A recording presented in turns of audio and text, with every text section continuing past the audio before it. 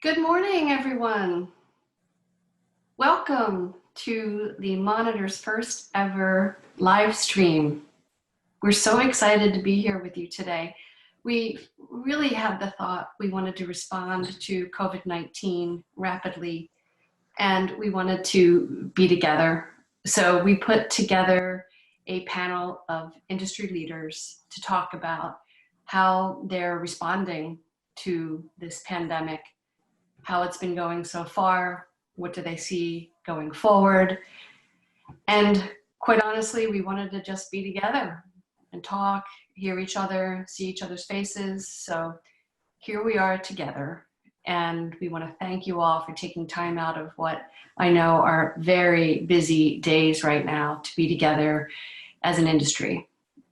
So before I introduce the moderator of today's conference, I want to thank our sponsors.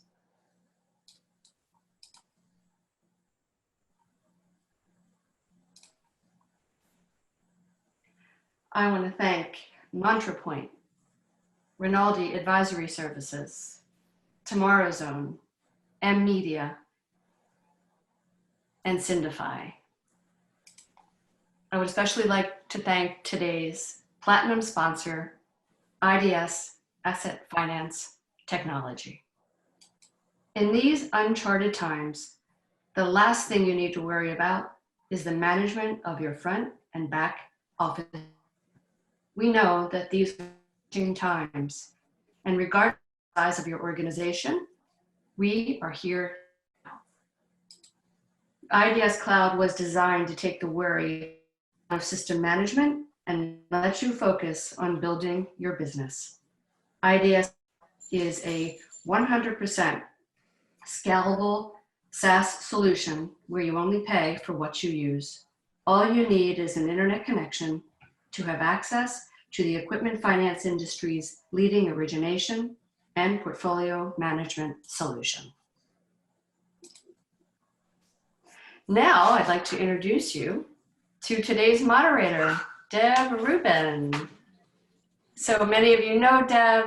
Deb is an award-winning consultant, the CEO and founder of Tomorrow Zone, a firm specializing in technology trends and advising finance industry leaders who want to capitalize on the latest innovations to prepare for the future. She has a broad equipment finance industry and professional background in both financial services and the software industry. Deb is the author of the latest editions of the Certified Leasing and Finance Professionals Handbook. She serves on the ELFA Board of Directors, the Monitor's editorial board, and chairs an industry technology innovation working group. So Deb, welcome and thank you. Thanks, Lisa. So excited to be here this morning with all of you. You know, it's been difficult the way things have unfolded recently, but it's amazing that technology enables us, even though we're separated physically, to come together in this way and to connect and share ideas and insights. And so we've, similar to our in-person events, we've designed an event this morning that will enable you to interact with us in a few different ways. So I just want to go over that really quick before we jump into our program. We have a Q&A. I will be monitoring that as the moderator. So if you want to interact with us, you can go ahead and post your questions in the Q&A by using the Q&A button in your Zoom interface. The other way that you can interact with us is through polls that are sponsored by ES. And we will have a couple of different polls throughout the day. You see one on your screen right now. So go ahead and take a moment to respond to those questions, and then we'll take a look at the responses in a moment. The third way that you can interact is through chat, and Lisa Rafter is going to be monitoring the chat stream. So if you want to interact there, go ahead and do that. You can do that by hitting the chat button in your Zoom interface. And with that, I would love to introduce our brilliant panelists today. We have assembled leaders from across the industry to share their insights on how they, as leaders and professionals, as well as their teams, are handling and coming through the crisis situation that we're in. We have joining us Paul Fogel. He is the Managing Director of Quality Leasing. There he is. Also joining us today is Michelle Speranza. She is the Senior Vice President and Chief Marketing Officer for Leaf Commercial Capital. And also joining us is Tanya Stone. Tanya is Vice President, Strategic Technology at Great America Financial. A lot of diverse perspectives joining us this morning. So we're going to cover a variety of topics this morning related to the current pandemic situation, but specifically, what does it mean for our industry? How are companies responding? And hopefully you'll be able to pick up some insights and tips that you can bring to your own teams and practices. So we're going to be exploring the shift to the remote working style and how that's playing out for various companies. How are we serving disrupted customers who are just as disrupted as we are in so many ways? Technology considerations, leading through crisis, and even more importantly than what's going on right now, what's on the other side of this crisis. So with that, let's get into it. And the first topic that we're going to discuss is really the impacts of COVID-19 on our workforce. And you can see in the poll, some of the results are pretty interesting. Given the challenges associated with the crisis, we've seen acceleration in the move to certain digital technologies, and then the ability to continue business remotely. A lot of companies, over 70%, are dealing with that pretty well. So let's touch on that first of all. Tanya, I'm going to throw the first question out to you, and I'm going to ask this of each of our panelists. So this crisis has unfolded for each of us in different ways, especially that shift to remote working styles. But we seem to be adapting, and you can see that from our poll. So let's just get a bit of context from you. Could you share just a high level, a little bit about Great America, but then also how is your team settling into this new work style? Sure. So Great America has about 600 plus employees. We're spread across all different industries, and we primarily work in about 3 different locations. We don't have a lot of people that are working from home on a normal basis. So this was definitely a shift. We kind of moved people in waves. We're a team-based environment. So one of the things that I think that really focuses us on a normal day is just kind of being with our teams. So it was definitely interesting to try to keep that team-based environment while everyone's remote. At this point, we've got 95 plus people, percent of the people working from home, with very few people in the office. Our IT group has done an amazing job trying to be able to simulate that office environment. So for people that need dual monitors and that sort of setup, we're really trying to make sure that they're able to do their jobs in a way that isn't as disruptive, even though it's in a different location. Excellent. Let's go to Michelle. How are you and your team settling in? And to set the stage first, tell us a little bit about Leaf as well. Sure. Leaf is headquartered in Philadelphia, Pennsylvania, and we have offices in Moberly, Missouri, Orange, California, Baltimore, Maryland, and Dallas, Texas. So we have 5 offices across the country. But honestly, Leaf has really always been flexible when it comes to the remote working requirements of its employees. So as a result, we already had many employees working remotely. So that was kind of a more natural thing for Leaf. We've been continually building and implementing digital tools for our customer and our workforce for many years. So personally, I feel the transition to a completely remote environment for our 5 offices across the country was smooth. We've had past weather-related events that have allowed us to test our large-scale remote work capabilities, but never 5 offices at once. But thankfully, not all 5 of our states executed their stay-at-home orders at the same time. So we did have a little bit of a reprieve to be able to kind of wave in each office one by one. And so I feel as though, it was pretty smooth, and we've been doing the best we can just to make sure that our team members feel supported and connected even in this very remote environment. So far so good. Awesome. That's so good to hear. Paul, how is this playing out for you? Tell us a bit about quality leasing and how your team is settling into this new way of working. Sure. We are a small ticket leasing company based in Indianapolis, Indiana. We service, we have a concentration in over-the-road trucks and trailers. We also do non-titled equipment, anything from medical to manufacturing to, we're a generalist, I would say, in a lot of other different types of equipment. So we have remote offices in Charlotte, Nashville, and one down in Texas. Those are sales offices, and they're used to being working remote. They all have laptops and tunnel in. Here at the home office, where we do all the centralized processing and servicing, we have about, I'd say 50% of our staff has the ability to work remote. Before all this happened, they had laptops. Many of those people were sales people. However, we had a lot of the back office, the administrative staff, were used to working on desktops in the office. So we work better when we're together, and we have to communicate a lot. So it wasn't quite in our thought before this happened that we would have to send everybody home and work remotely. However, we had to scramble a bit, and we got additional laptops. We found basically some desktops sitting in the back that we updated, and some people took those home. We are deemed an essential business in Indiana by the Indiana governor, so we are technically open.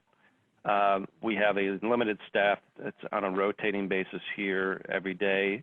All the salespeople are connected in, and so when that mad scramble happened, you couldn't find a laptop. You couldn't find these headsets to get into our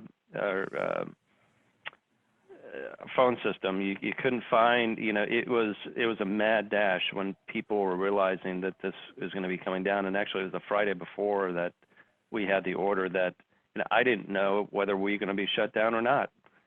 And so we have just a skeleton crew in the office at any one given point in time, but we do have a lot of businesses that are open that we are serving, and we are still doing new business, surprisingly. So it wasn't so smooth, I would say, graceful, but we got it done, and we're fully functional.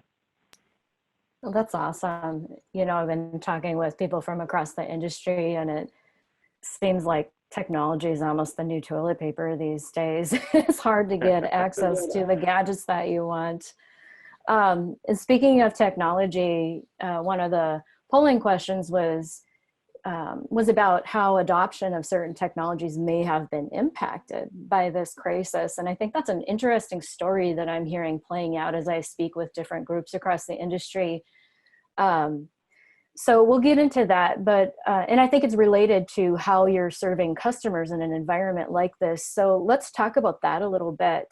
How are you serving customers that are disrupted? How's this crisis impacting your customers and partners? And how are you overcoming all of the different challenges that we face now as we're trying to serve customers, especially the rise in customer requests on the back end of our equipment financing lifecycle? Paul, let's start with you. I think you have an interesting perspective. You also spoke to the challenges of the back office staff working in this environment. Could you share with us a bit about your perspectives on that and how you're serving customers? Sure. We've never been through anything like this, and I'm not going to get into how drastic this is, but it's tremendously challenging. And we serve a lot of different types of businesses all over the country. There are some that are doing, I guess, well. People in freight that deliver food and medical supplies. There are several. The majority of them are not doing well with the lockdowns in every state. But our business model has always been that the customer is the salesperson's responsibility from beginning to end, from cradle to grave, to better or worse, or death do us part, or I say as until payoff do us part. But So when we are fielding these requests, it is always channeled to that person that worked the relationship in the beginning.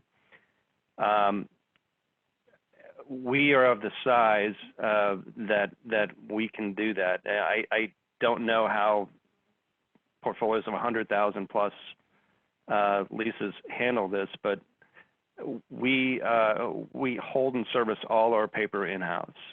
And so you have one contact, not that anybody else can't jump in, but we have one contact to turn to. So when people call us, they call their salesperson.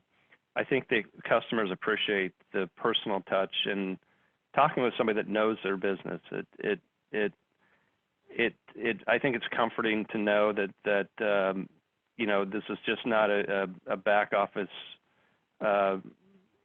boiler room that's fielding calls all day. We talk to them. We ask them about how their business is doing. How has this affected their business? When do you think you'll be coming out of this situation? How will you be coming out of it? How do you look differently? What is your current financial situation? I think people in an already stressed environment appreciate that relationship, especially in times like this. And that's been our approach. And I tell you, we are very, very busy, and it's not necessarily just a quick phone call. A lot of people talk at length about their situation, and we empathize. We understand and want to help. And we're not just a big bad finance company, which sometimes we get painted into a corner, or all of us, I would say. But I think it's very much appreciated, and hopefully it's remembered, and we can build on that relationship going forward.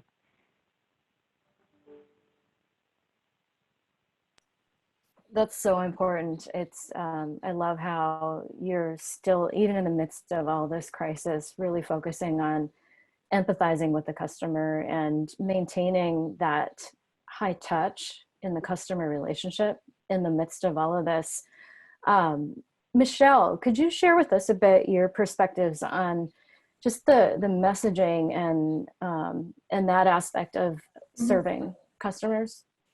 Yeah, so from the lens of marketing and communications and what that means with the customer, this crisis has presented our customers with many unique challenges that have never been realized before. There's no script for this, and many companies just are faced with a multitude of changes that they need to make in order to meaningfully support their customers.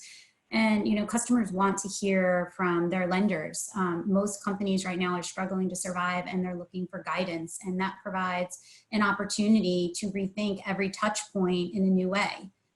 Live events are gone, face-to-face meetings are no longer possible, so every touch point needs to be reimagined virtually, just like today's event. The single greatest characteristic, in my opinion, for our customers and really for any company, to be able to survive is adaptability.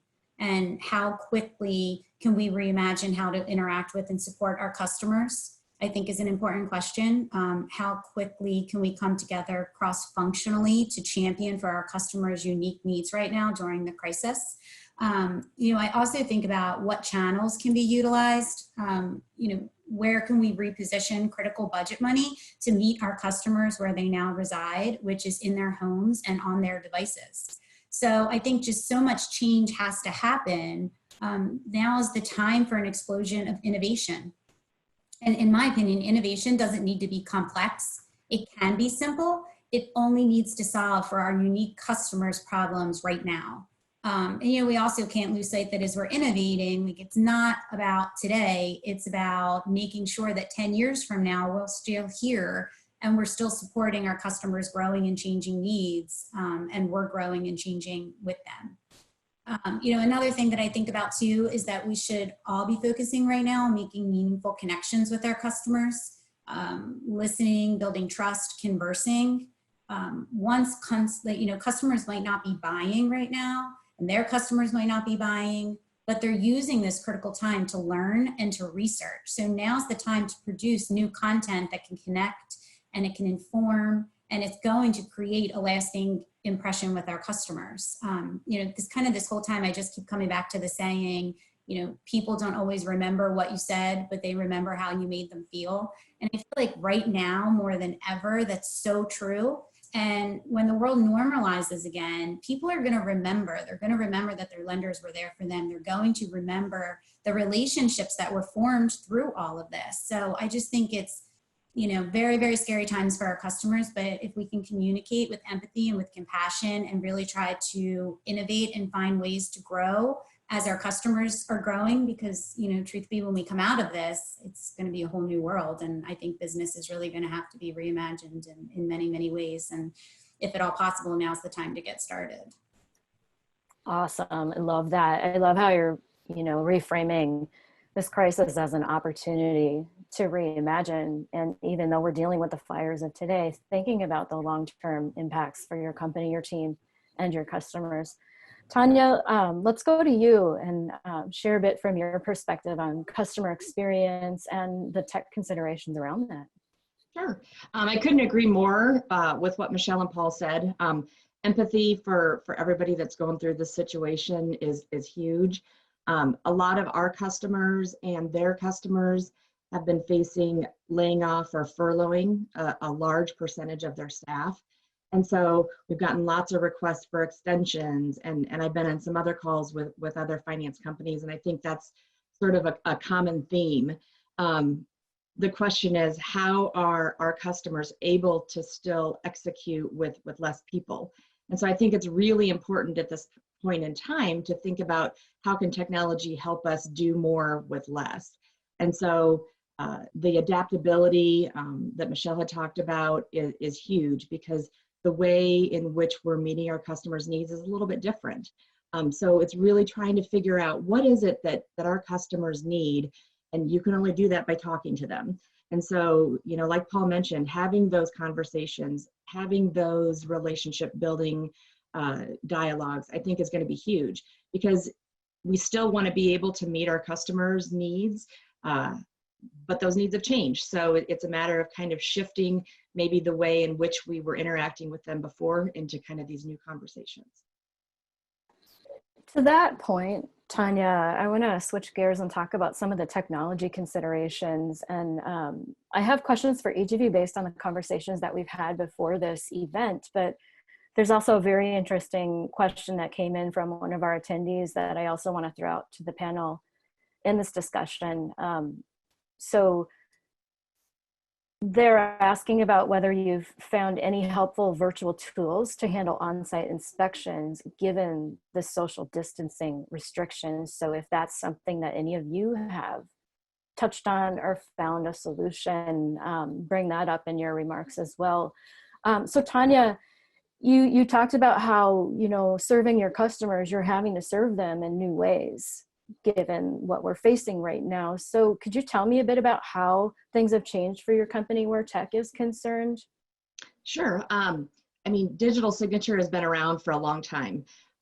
That's not a surprise, but I think the adoption rate has never been what we thought it could be. And now, obviously, through this pandemic, when we can't go face to face, the digital signatures have been huge. And the other kind of interesting thing about the adoption of that is it's not always in the form of signing a finance agreement. The extensions that I mentioned earlier, executing those digitally. And what's interesting from a back office perspective is that's not typically our sales and sales support that are working with the customers on the extensions. So even if our sales and sales support were comfortable with that technology, now we're introducing that to a whole nother group of great Americans. So there's been some internal learning as well, but the adoption of that has been really nice to see, because I think going forward, just like with any new technology to someone, they're a little hesitant until they've been able to experience it. And so I'm really hoping that, there's got to be something good that comes out of this experience. And one of the things would be hopefully that adoption rate continues to grow, just because I think it's a more scalable option. It's better for the customer. I just think there's a lot of advantages of it. The other thing that I think is really interesting is the video conferencing. Again, technology we've had for a long time. But I don't know about you, I never put my camera on. And now I don't even use my phone anymore. I just call through my computer with the video conferencing software. And I don't think I look any better than I did a year ago, but now it's just sort of the new normal. And you're just used to seeing your face on the camera, and it's, you know, maybe it's a good day, maybe it's a bad day, but I just think that it's allowed a level of personal interaction with people that we could never get over the phone.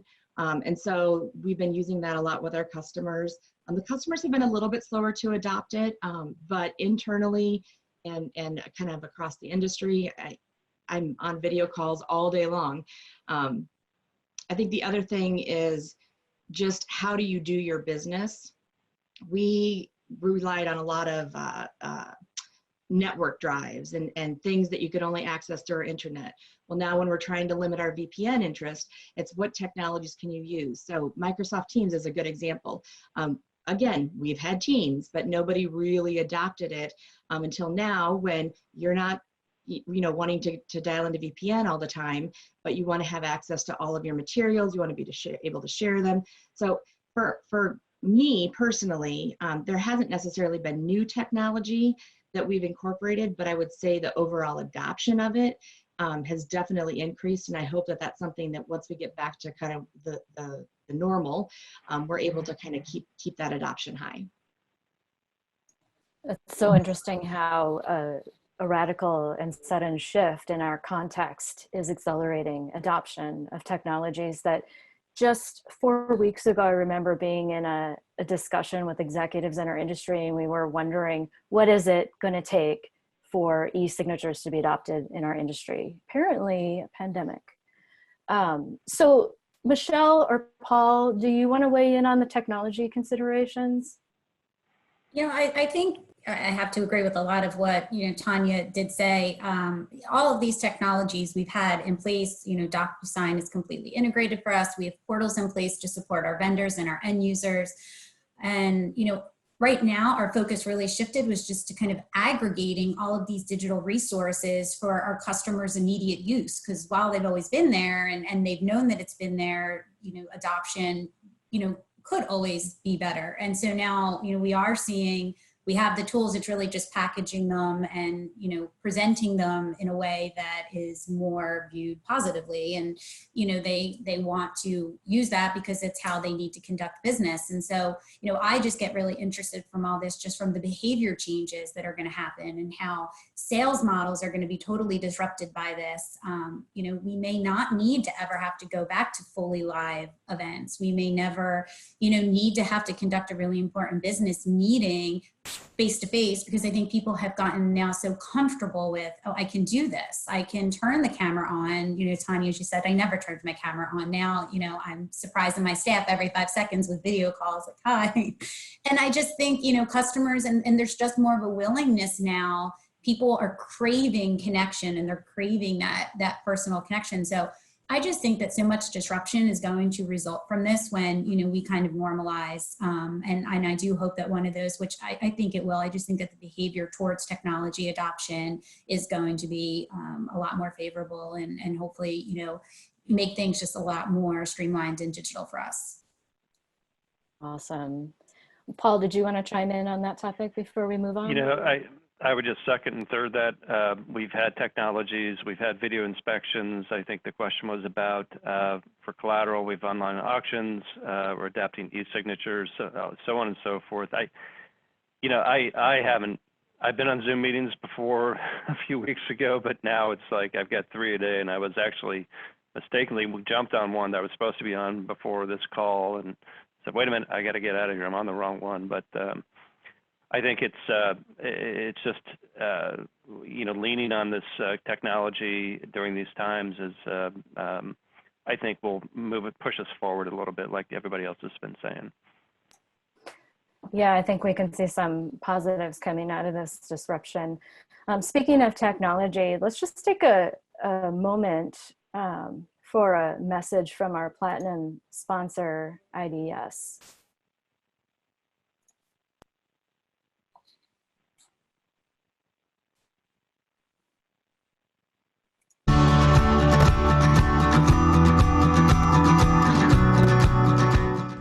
world's economies rely on asset financing.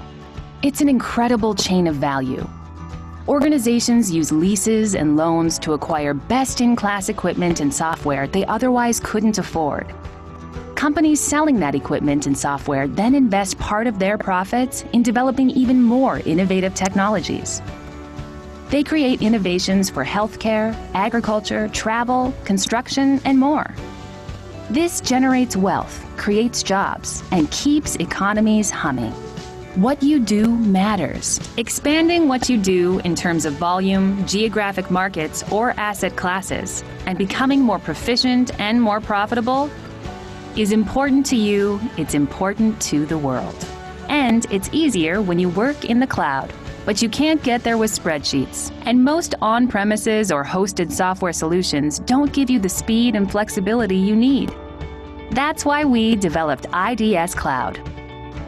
We took all of the best features and functionality of Rapport origination software and InfoLease portfolio management and built a world-class SaaS offering. Working in the cloud makes your operations faster, smarter, and much more flexible. Also, because IDS Cloud is a true SaaS offering and not just a hosted product, you need no IT infrastructure, just an internet connection. You can add capabilities and capacity as you need them. IDS scales to accommodate firms that are just getting started and asset finance teams with hundreds or thousands of employees.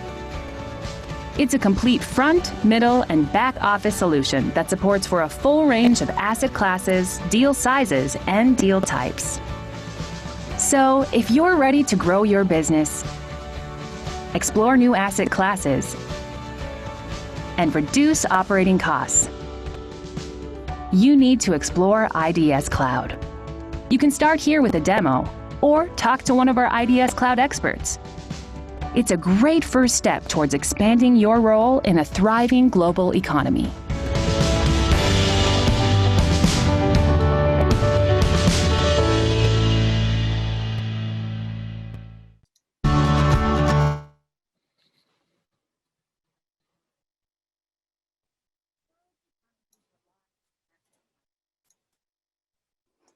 All right, we're back. Well, that was my first time doing that as a moderator in an event, so that was exciting. On your screen, you should see the second poll in our session this morning. So just take a moment to answer the questions that you see on your screen right now regarding business continuity and disaster recovery, as well as adjusting to the new normal and the current state of your business. How long do you think it will take to recover from pre-COVID business levels? So go ahead and answer those. And we're going to move on to the second half of our discussion, really focusing in on some of the insights from our panelists on leading through crisis. What has them curious now? This is actually my favorite question. And then what do we see on the other side of this? How are we planning and preparing to exit the crisis situation? So let's check out the results of our poll. And there we have it.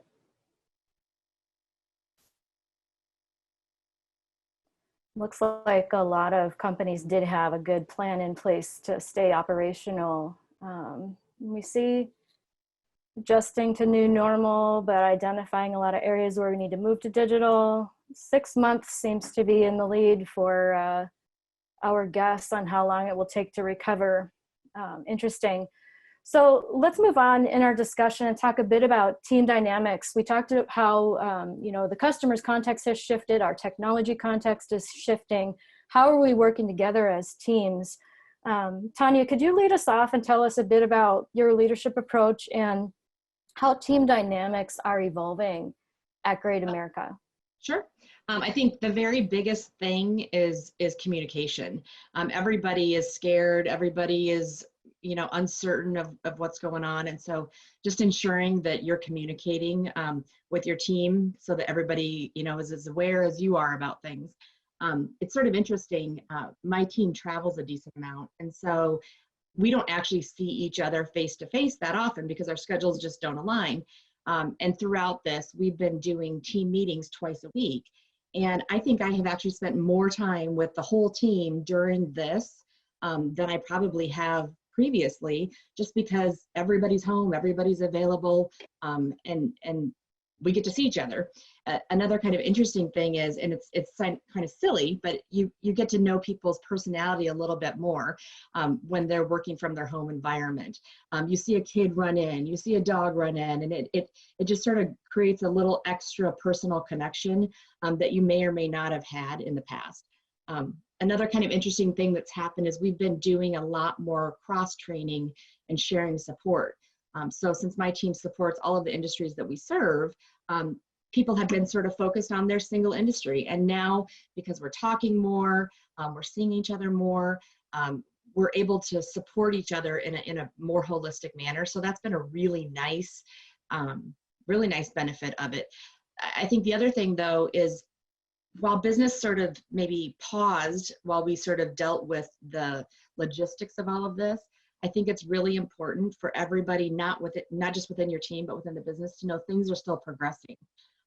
So we kind of had this, pause of figuring out what's going on, but now we're all sort of in the swing of things. We all sort of know what to expect on a day-to-day basis.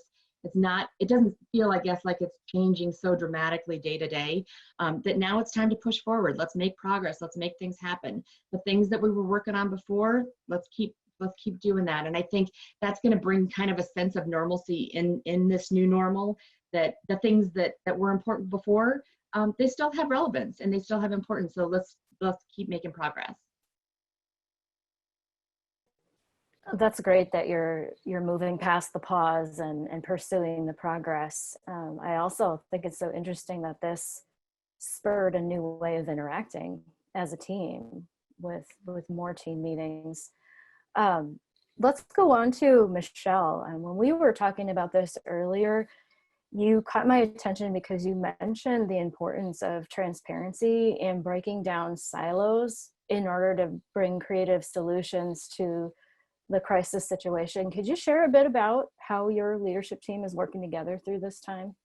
Yeah, I'm happy to. What truly amazed me during the crisis and the onset of the crisis is just the completely selfless way that so many have banded together to solve for the needs of our customers. Each employee is really experiencing unprecedented personal challenges related to the stay-at-home orders. And many of us are working tirelessly to support our families and our customers in our home environment. And we're really kind of giving our all to both.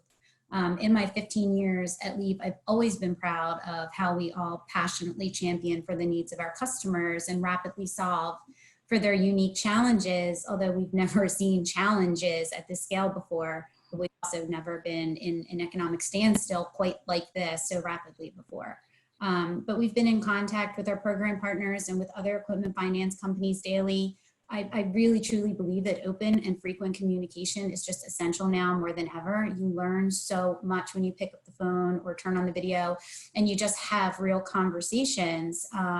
We've come together cross-functionally, and Tanya, I know you were kind of talking about this, but we've come together cross-functionally to put practices in place to alleviate the financial burden of our customers. And we did that rapidly. We did that pulling in every department. And again, everybody was just so selfless. We communicated with such empathy, with such compassion for our customers and for our employees, and the complete transparency at which every step is being communicated was kind of really awe-inspiring. I believe that we need humanity now more than ever before, and watching the line between personal and business fade and bringing people together on a very parallel level has just been amazing. And I don't think you really get to see this kind of stuff play out in the normal course of business, because we do all have our heads down and we all are kind of siloed in our own responsibility. But when something like this happens, it's really, everybody has to look up and everybody has to learn, well, what the person's next to them is doing and how we can all, cross-functionally work and really eliminate silos to be able to solve rapidly for the needs of our customers. So, it's been the leadership team. Like I said, I've been there 15 years and I've never, been prouder kind of the way we've always championed for our customers, but now more than ever, it's been really a truly amazing thing to see. That's inspiring. I love how you said it was awe-inspiring. Transparency, definitely a team sport, trying to bring creative solutions to a crisis situation. Paul, could you share a bit about how you mentioned earlier your relationship-based approach to serving customers, and how is your team handling that with the interesting mix of people working from home and people working in the office? Well, I'm extremely proud of our team, how they've reacted to the world turning upside down. We as a company have been through a lot together. We've had tremendous growth. We've adapted to several things, some bumps in the road, but we're constantly improving, learning, adapting, and I was not necessarily surprised at how well we pivoted or changed directions internally. We're not a huge company, and we have the ability to do that without, I would compare us, if it was a large organization, maybe it's a little more difficult, but I think we have a real entrepreneurial spirit with the focus on the customer, and I think that it was another test, but I think I'm not surprised, as I said, of the results, and people, as somebody said, have come together, really coalesced, refocused, and understand this is a new world, and we need to help each other, help our customers to see us through this. But we have an amazing team here, and I'm extremely proud.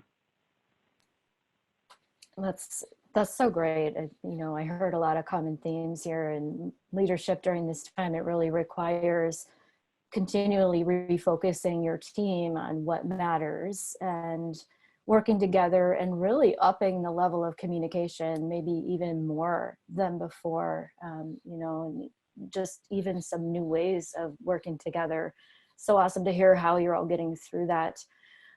So one of the things I think about, when we face the crisis, we face demanding situations, is, finding new solutions and seeing problems in a new light. And one way to do that is just to fire up our curiosity.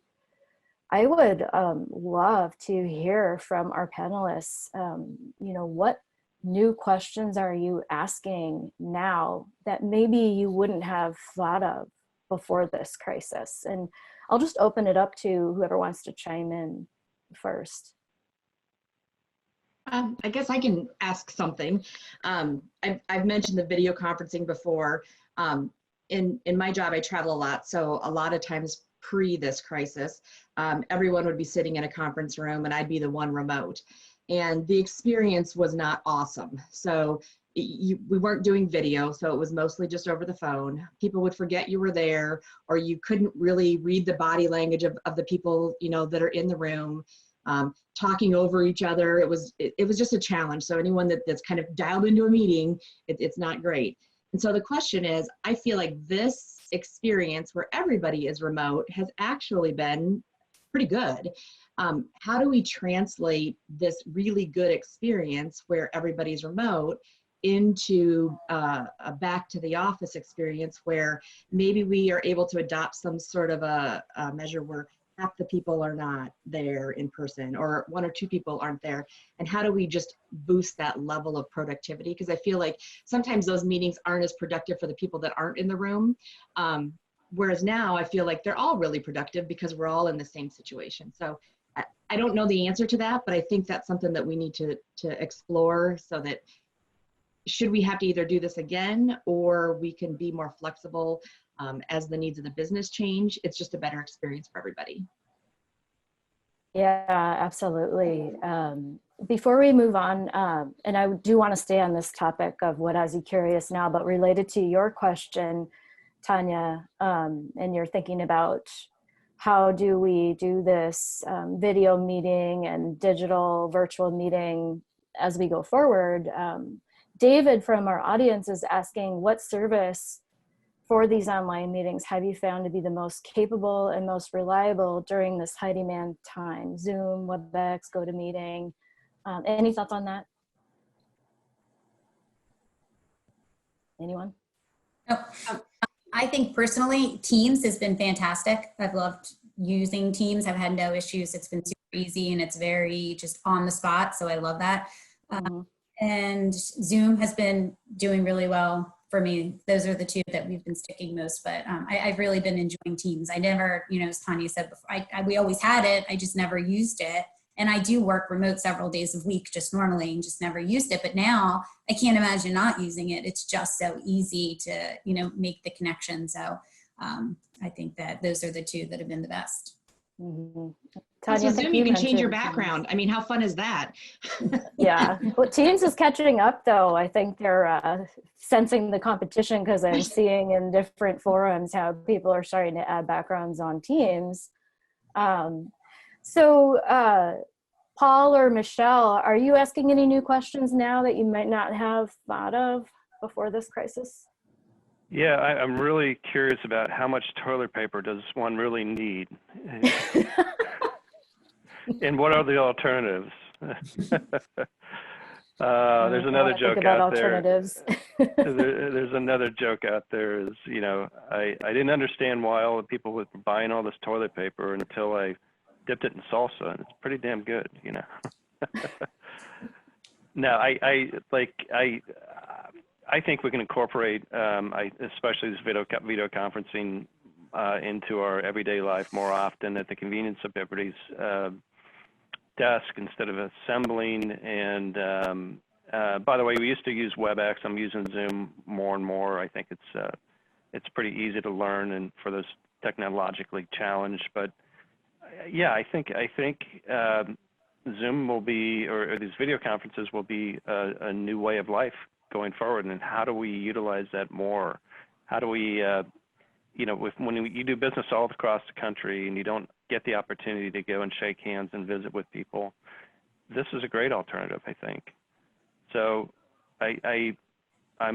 my question is, how do we get this more involved in our everyday life when things get back to normal? Yeah, absolutely. Any other thoughts on that? I have a couple of questions from the audience. I have a couple thoughts on the curiosity question. Okay, great. So, you know, as I mentioned before, I had said that I think that the greatest characteristic that would ensure, you know, future survival and growth would be adaptability. So I'm really curious to see what companies are going to do when we come out of this.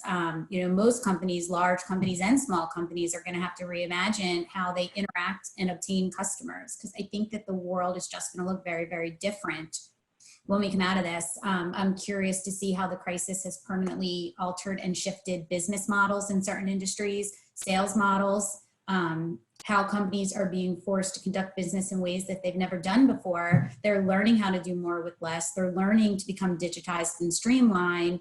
Why would they ever go back to that? So I'm curious to see how that's going to further alter the customer experience and the buying journey, because the buying journey right now has been so further shifted than it even was before. And then lastly, I'm kind of curious to see the new normal when the economy opens back up. I think that many companies will have gotten digitally savvy during this time. And, you know, we're going to be further more into a paperless and device reliant world. So I'm just really kind of curious to see, I think that people are really going to be adopting right now and enjoying, you know, some of just the freedoms that digitization does give you. And I think that, you know, that's going to really alter a lot of sales and business models, you know, if live events don't come back, or if live events can only come back. You know, Deb, you had made a comment, like, what if the country comes back, but it's regionally, you know, and this region can and this region can't. And I just think that so much is going to come out of this, and it's really going to challenge us to continue to find new ways and new channels that we're going to have to use to reach and, you know, educate our customer. Absolutely. To kind of piggyback off of Michelle's answer, we've all kind of come together in this crisis to solve problems. And I know that that's not sustainable, for us to work in crisis mode all the time. But how do we sort of take that fire and that common need and take that into every day to execute quickly? I've had several conversations with people across the industry that they've been able to really compress the amount of time it took to do something because they had to. So how do we take that mentality into kind of whatever this looks like afterwards, and still execute in a manner that makes sense, but just still with that sense of urgency? Yeah, I think that's been a really interesting outcome. I've been hearing that as well, the compression of the time that it takes to make a change happen, because we have to respond to this situation. It's interesting to think about how implementation times might accelerate in the future coming out of this. If you don't mind, there are a couple questions that have come in from our audience that are interesting. Raquel is asking, how are companies managing workflow efficiencies and turnaround times while their teams are fully remote? Is that something that any of you can speak to? This is Paul. There's so much, even though we may be sitting 30 feet away, everything we do is electronic, and we adjudicate deals, we do documentation, might be on the other side of the building. But as far as workflow goes, having more people remote hasn't affected us too much. I mean, there's obvious communication when you need something from the office next to you, documentation or titling, but pretty much we're used to doing things electronically anyway. And so I don't think our process has necessarily this has had a big impact on our process, if that answers your question. Thank you. Anyone else want to chime in on Raquel's question? My answer was going to be about the same. We've got workflow built into our process and our systems, and so how you access it is not really changed for us. All right, thank you. Another question that came out from the audience. This is back to the virtual conferencing topic again, because you brought up Teams, a couple of you brought up Teams. For those who use Microsoft Teams, they don't currently have a call recording function for verbals. How do you manage recording calls? Is that something that any of you have experience with? We do recorded calls, but the ones that we've done have been video calls that we have recorded. And it's mostly just because we were, working on something that, okay, better than taking notes right now. This is a very tight conversation with a lot of people. Let's just record it, go back to it, digest it, and then get to work on it. So we've used it a couple times for that, especially when we're talking to, certain people in the company that, they've got limited time, and we really want to, instead of spending the time writing it down, just listening and then moving on. But from a voice call, I don't think I've ever attempted. I've just been really using Teams video wise, but it's worked for us. Okay, thank you for that. Another question, and this is related to customer support. So Robert from our audience is asking, let me get this right. Okay. We are changing to support our customers. However, we require support from our lenders and debt sources. What are your lenders doing to help you support your customers? So Paul? It's sort of how all this unfolded, which was pretty interesting. When this first, back in mid-March, we started getting a lot of deferral requests. And we have a process that we go through for deferral requests. Things happen, medical problems, children, relatives, so on and so forth. And we have a process that we go through when we get these extension requests. But as the events are unraveled, we get more and more and more. And me running a business, so I have all like any lender, we have sources of capital that we lend out. And being a non-bank lender or lessor, our source of capital, besides our own money and our equity, are lines of credit. We have 5 banks that I deal with. And so every month I, pay millions of dollars in debt service to these banks. And so when I started realizing this is not going to be, this is going to be a potentially huge, huge issue, I called up each of my banks and, told them my concerns. And if these deferrals continue at the pace that they are, I'm going to have a cash flow problem to pay my bills. It's just business. But my banks have been very cooperative. They understood that our concerns. They've known us very well, and we've done business with most of them for quite a while. And so they, in turn, have given me relief on my debt service to them for a period of time. Little different nuances between them all, but so it kind of turned out people are asking us for deferrals, and I'm turning and asking my bank for a deferral. But there's been cooperation all throughout the line, and if I didn't have that cooperation, things would be a lot worse, obviously, for me. And I'm sure a lot of lenders out there are in the same boat that don't take deposits as their source of capital. But it's given us the breathing room, and their generosity gives, in turn, our customers the breathing room for us to be able to defer people in need and for longer periods of time. But their cooperation was instrumental in making this all happen. It's so great to hear. I mean, it's just another example of how people are coming together across all different specialties to really help and get through this crisis. Before we get on to our discussion about the future, got another interesting question that came in from our audience that I just want to see if anybody on our panel has run into this.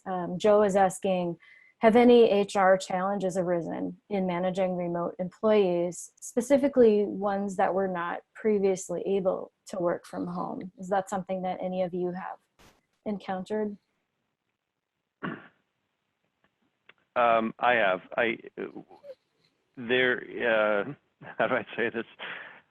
There's been a situation or two where an employee does not have an internet connection at home. And how do we overcome that? They may be able to get a hotspot. They may be able to go to their neighbors potentially, but that's still the social distancing. It's not the greatest. So I think one of those actually called up cable and had them install it because of this crisis. The other one has decided to come into the office every day and work from here. But I don't, it's not a requirement for a position here I don't check your internet speed at home as a qualification for employment. But it's an interesting situation. I guess I was naive in thinking that everybody had that, but it's not necessarily the case. Yeah, it's one of the things we're learning is not everybody has the same context with technology access. So thanks for that question, Joe. Let me see if there's any others. So, this is an interesting one. So I think several of you have touched on this in some way. So Christy from our audience is asking, you've all managed many positive outcomes of this crisis. If you had to ensure that one of those benefits sticks, what would you focus on most to ensure that things don't go back to the old normal? That's an awesome question. Thanks, Christy. I think for me, what has really rallied us is that we have a very common goal right now. we are trying to serve our customers and we're all experiencing the same things, both personally and professionally. So I think as far as what I hope sticks is really that mentality of identifying what is our common goal so that we can rally around whatever that next common goal is. And hopefully it's not a crisis. Hopefully it's something much more positive. And I think it just kind of speaks to how important it is to really have a good vision of what you're doing, why you're doing it, and making sure everybody understands how they contribute to that, because then we can just be as successful in that as I feel like we've been in this. Mm-hmm. Yeah, back to your comment about how do you keep the fire. Mm-hmm. Yeah. Did you have, Michelle or Paul, did you have anything to say on that? Yeah, I mean, I hope what sticks is kind of similar, of course, to what Tanya said.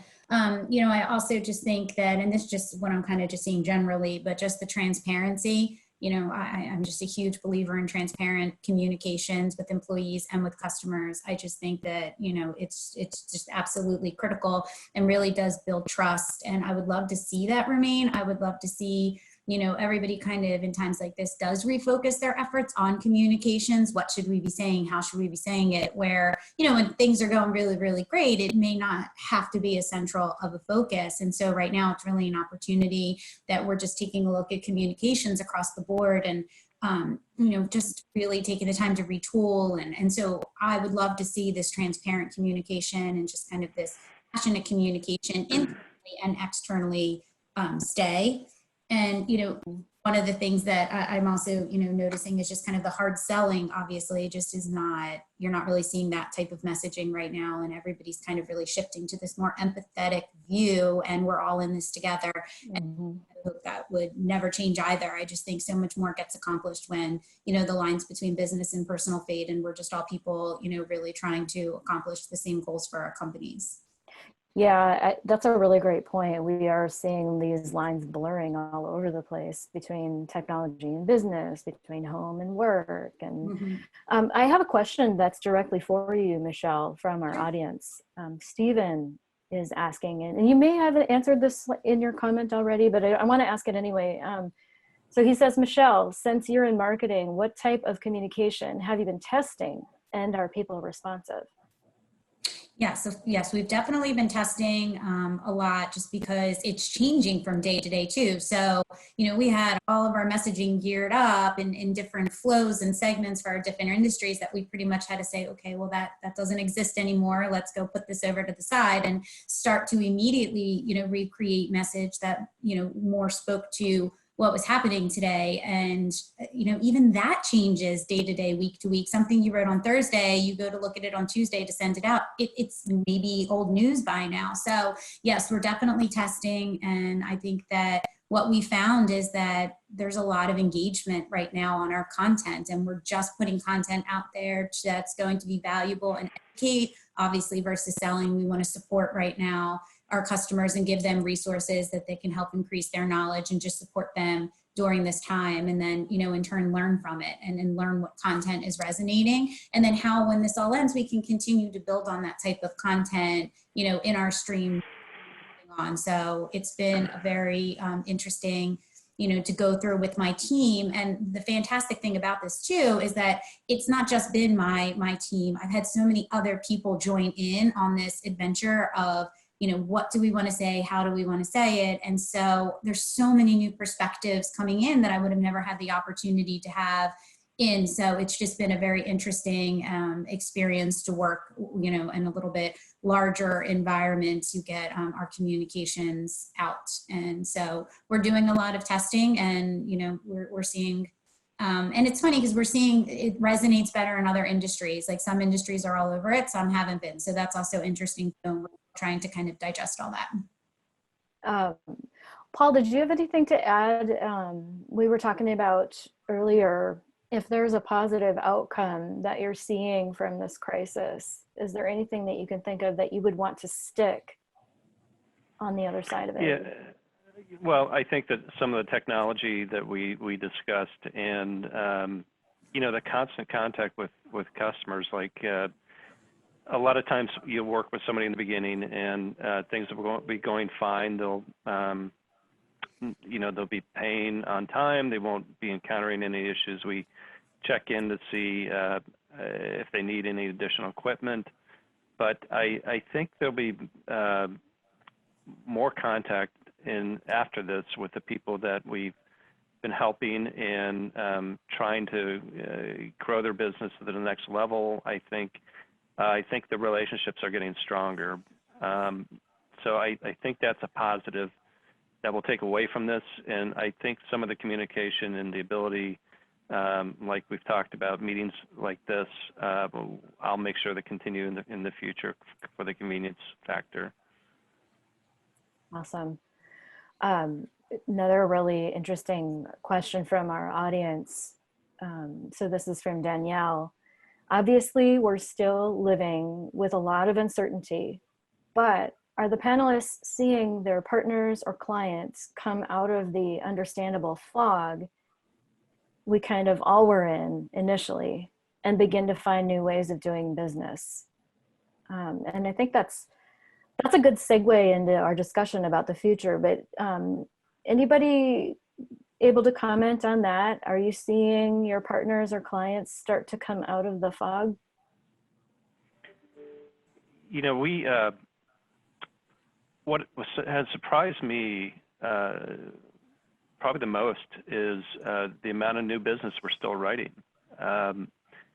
Granted, this time last month we're down 40% on new business, but there are still many people out there that are in good financial shape that they're either gearing up for when we're through this. They may be putting machinery in a plant. They may be buying medical devices more on the laser side, but there are people out there that definitely want to close a new business and close deals and be prepared when things turn back to normal. I can't say that I've seen many businesses that have sort of come out of the fog yet or ramped up when they're, besides some freight companies that, as I mentioned before, are providing food or medical services. I don't think I've seen too many that think that, okay, we're about to come out of this. Let me try to get some normalcy back and try to ramp up. Thanks for that. I have one last question from our audience, and then we're going to switch back to our discussion about the future. Sarah is asking, and this is about the teamwork dynamic that you've all discussed earlier. How are you keeping your teams engaged and motivated while they're working remotely? Tanya, is that something you can touch on? Yeah, certainly. So having the more frequent connections with them, I think, has actually helped. We have one individual that is just a very social person, and this has been really hard on them, just kind of personally, to not interact even at work, outside of work. And so I think just knowing who on the team you might need to have some more frequent connections with to provide that. We've actually done some team happy hours, which is kind of fun too, because then we're not just talking about work things. Now we're really, and not that we wouldn't encourage personal conversations on a normal day, but this is, 5 o'clock, 6 o'clock. Now we're clearly in social hour. And so it's a way of trying to find some ways to bring in some fun into this environment. And so they've been really well received. And again, just another way to build those personal connections. I think from a professional side, I think it's also really important that everyone understands what they're doing to support our customers and how important their role is. And so I think if they're working on things that have a really big contribution, just reminding them, we appreciate that. We know this isn't easy.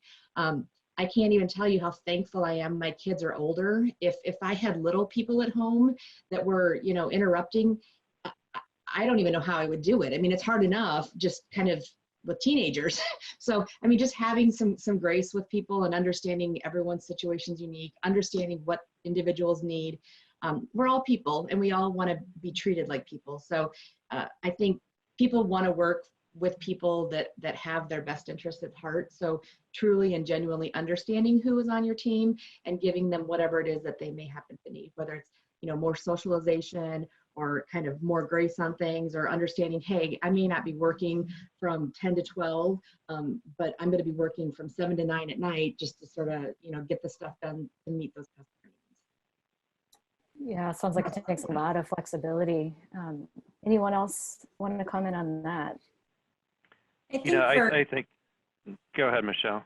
Thanks. I think, there's a lot of similarities to what Tanya said. And I think for me, it's just getting a more intimate understanding of my employees as well as my peers at the company.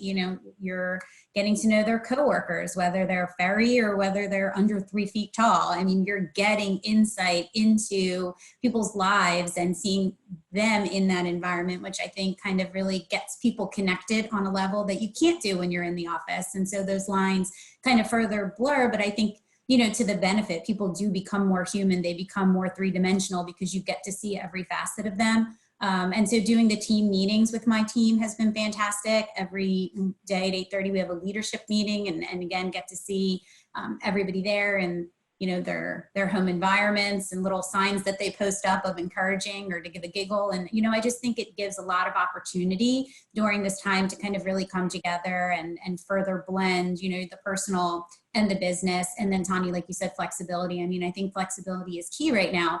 I think that this is like a Herculean effort for some people to be able to manage their family life. I mean, I do have little ones at home, but thankfully my husband's a teacher, so he's also at home. But, I have 3 little ones and, it is a challenge to go, how am I going to give my all to both?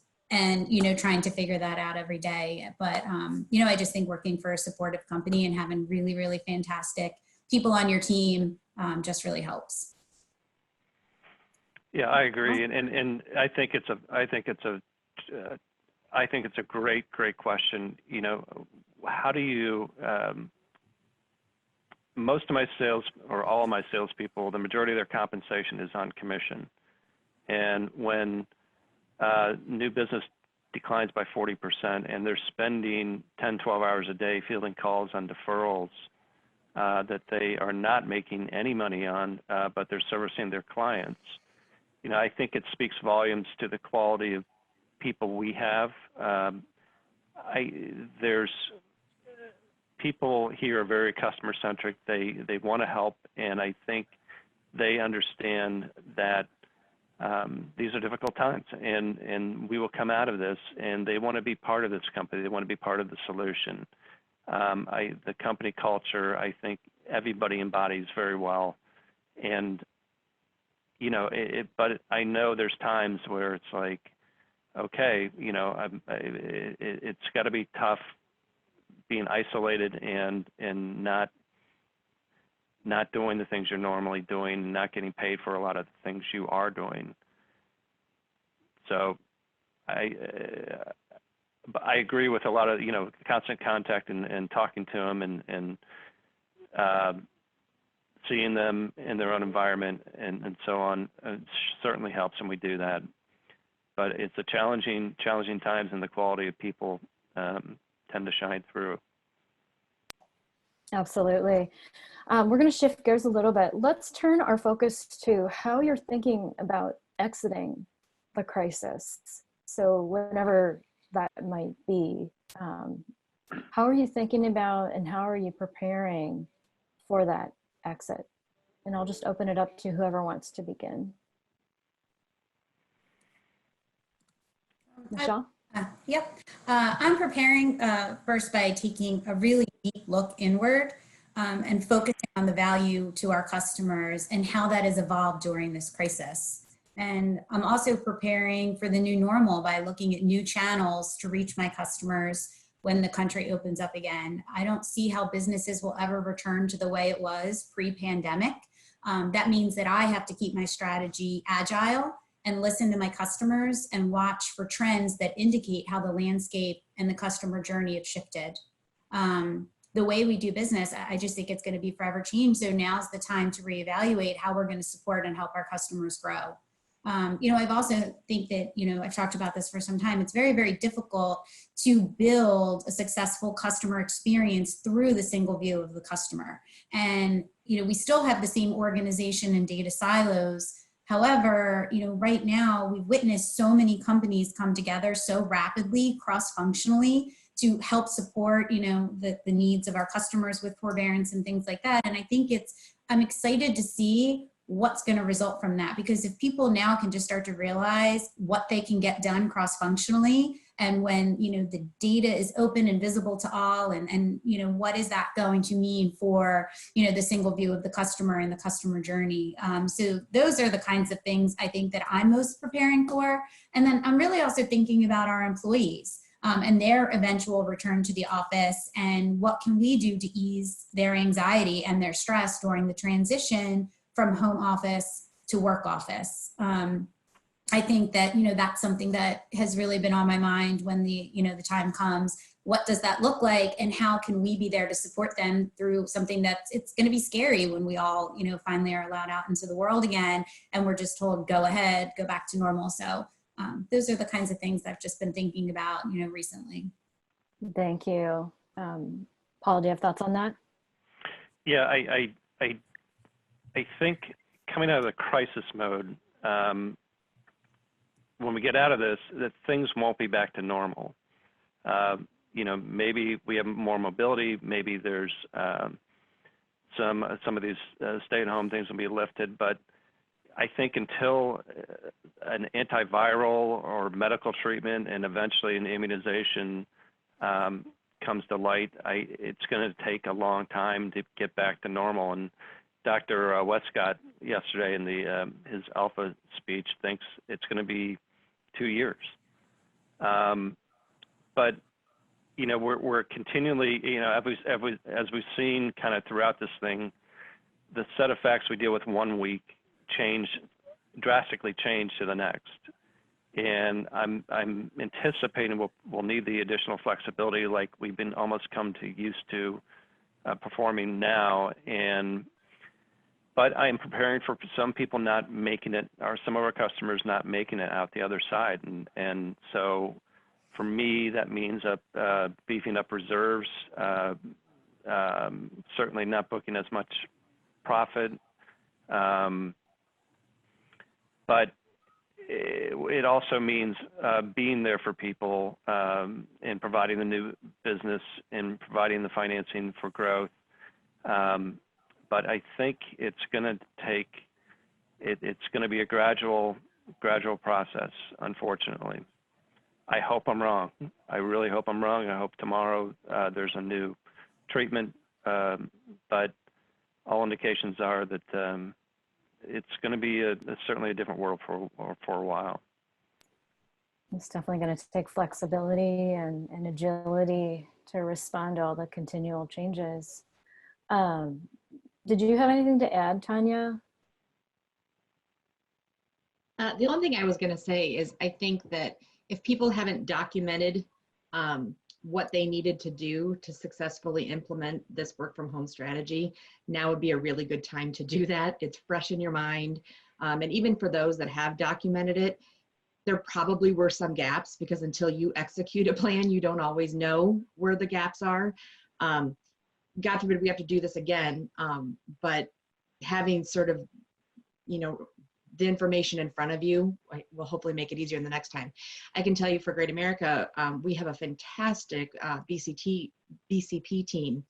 And I think, I don't know this, but I'm speculating that was probably shifted more to sort of another location. Something happened with our location, what do we do? I think this just probably blew that, even to a new level of now shifting everybody to home. So be thinking about kind of what is the next kind of continuity plan that you need to be thinking about, whether we've experienced it or not, and fill in the gaps of the ones that we've already experienced. Awesome. That's such a great point. I mean, take the opportunity now to document lessons learned from when we come out, because, we can very quickly forget. Mm-hmm. We're going to go to our final question for our panelists, and I'm going to ask you about what's your future story?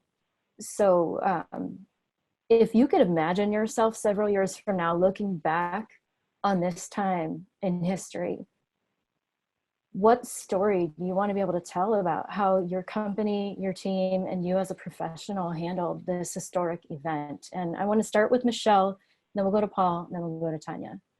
Okay. So when I look back on this event years from now, I know I'm going to be filled with the same wonder I am now at how selfless and dynamic our team has been. There's so much trust between leadership, and there's so much trust between leadership and the teams that support them. I'm just proud of how rapidly we were able to support the needs of our customers and how we listened to them and consulted with them as they managed their way through one of the worst economic crises on record. And I'm extremely proud of how all levels of management supported their employees. They listened, they provided support, they provided flexibility, and they helped them balance life, and work life and personal life all from the same place. And then also the support from our parent company, People's United Bank, has really been invaluable. They've been transparent, they've been supportive, they've demonstrated leadership to their employees and to their customers, and it's really been so inspiring. I'm very proud to work for both organizations. So I do think when I look back, I hope that that is the feeling that I'm left with, is just the wonder at just kind of how this team really came together, all singularly focused on the needs of our customers right now and how we can help them through this time and hopefully come out the other end. So Awesome. Paul, how about you? Yeah, I sort of echo that. I will look back and again be so proud of our team and how we handled this and how we the flexibility and the adaptability of the team in these times. And you think about it when you looking back from the future, this is going to be a big chapter in the history books of this country and the world. And I really hope sometime in the future we can look back and say, well,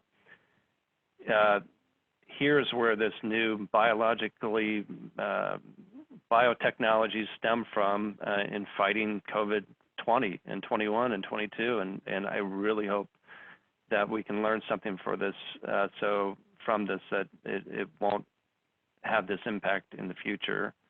And this, and again, Dr. Westcott yesterday said at the heart of this is a medical pandemic that until we can get past that, the business thing is a side note. But I really hope this spurs some innovation and technology that the world doesn't have to go through what we're going through again. Thank you. Tanya, how about you? I agree. I hope we have just a source of pride that we were able to really help our customers in ways that we haven't really needed to help them in the past. Everyone kind of overuses the phrase trusted advisor, but this really is our chance to be that for our customers. I really hope that the personal relationships that we're able to establish, not only with our employees, but also our customers, I hope that continues, and I hope that just builds upon it once we're out of this.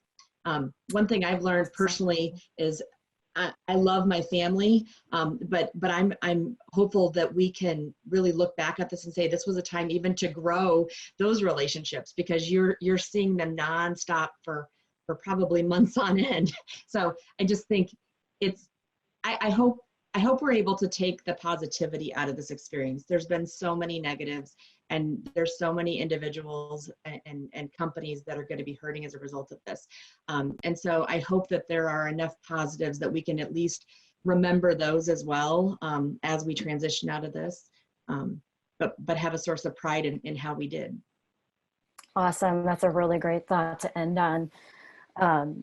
I just want to thank our panelists for being so generous with your insights this morning. We're going to be back again this afternoon. I believe that Lisa Rafter shared the link for that in the chat. If you haven't registered, go ahead and do that. And once again, I'd like to thank today's podcast sponsor, IDS, Asset Finance Technology. In these uncharted times, the last thing you need to worry about is the management of your front and back office systems. IDS Cloud was designed to take the worry out of system management and let you focus on building your business. IDS Cloud is 100% scalable software as a service solution that allows you to pay only for what you use. All you need is an internet connection to access the equipment finance industry's leading origination and portfolio management solution. So thanks again to our sponsors, our panelists, and to our fantastic audience for joining in and being part of this conversation. Have an amazing afternoon. We'll see you back this afternoon. Bye-bye.